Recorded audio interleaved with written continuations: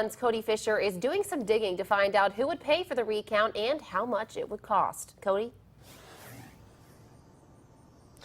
Greg and Mary Lee, Francis Akridge came just 8 votes shy of claiming the District 2 City Council seat here at City Hall. And according to the Secretary of State, John Merrill, if Akridge wants a recount, she's going to be the one to pay for it.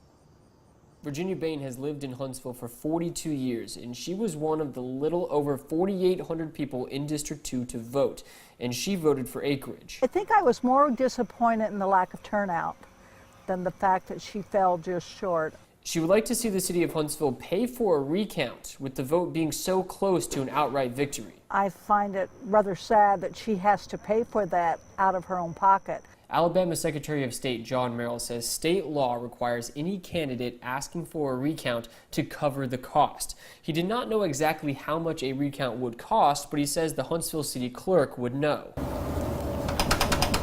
Because it's Labor Day and City Hall is closed, we can't ask the city clerk exactly how much a recount will cost. But Merrill says a recount for just District 2 would cost less than a recount for the entire city of Huntsville. Merrill says unless glaring mistakes were made in tallying the provisional and absentee ballots, it is highly unlikely Akridge would gain the 8 votes she needed through a recount because of how accurate the electronic voting machines are. I would be very surprised that the handwritten ballots are totally, perfectly, accurately counted.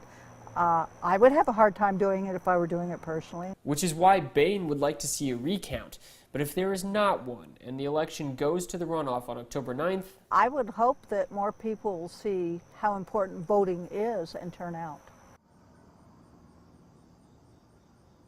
Akridge says she will be choosing whether or not she's going to ask for a recount tomorrow afternoon, and if she does choose that route, we'll be finding out exactly how much money that's going to be costing her, and if she does not choose that route, we'll still be finding out exactly how much money the city of Huntsville will be spending on the runoff election. Reporting live in Huntsville, Cody Fisher, WAVE 31 News.